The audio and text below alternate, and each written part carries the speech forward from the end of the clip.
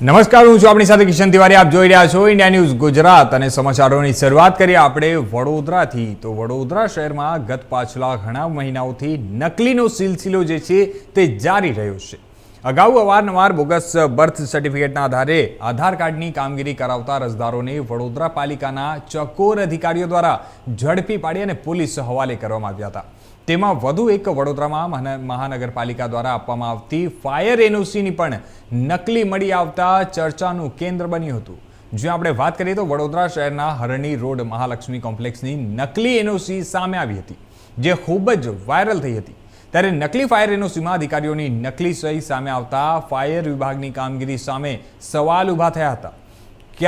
કયા ભેજાબાજોનું આ કારસ્તાન છે તે ચર્ચાનો વિષય બન્યો હતો.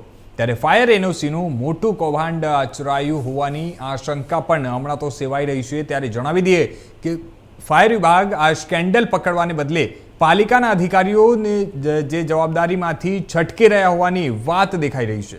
ત્યારે ફરી વડોદરા મ્યુનિસિપલ કોર્પોરેશનની નકલી ફાયર એનઓસી વાયરલ થતાં ચકચાર મચી જવા પામી હતી. અંતે ઉલ્લેખનીય છે કે તે અગાઉ પણ આવી નકલી એનઓસી મળી આવી હતી. આજે 26 તારીખે આપણે જે મહાલક્ષ્મી કોમ્પ્લેક્સ બિલ્ડિંગમાં જે એનઓસી આપણે મળી છે, આ મળી એનઓસીને જે જાણ આપણે થઈ છે, આ જાણ એના ઉપર આપણે જે ઓનર છે એમને પણ ખુલાસા પૂછ્યું છે. સાથે સાથે એમને નોટિસ પણ આપણે આપી દીધું છે.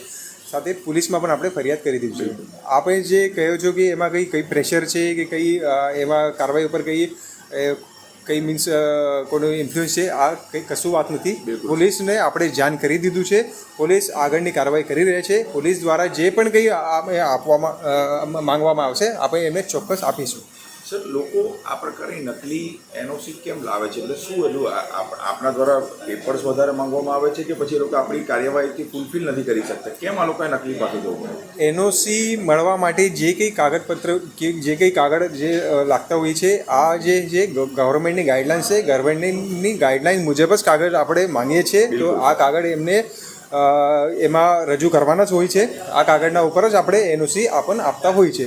આ એનઓસી જે છે, આ એનઓસી ડુપ્લિકેટ છે. એમાં જે પૂર્વ ચીફ ફાયર ઓફિસર હતા, એના પછીના ચીફ ફાયર ઓફિસર, આ બંનેની સાઇન અને નામ છે.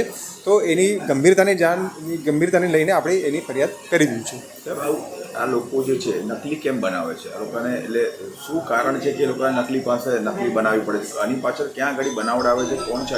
ત્યાં સુધી પહોંચાડ્યું છે આપણે?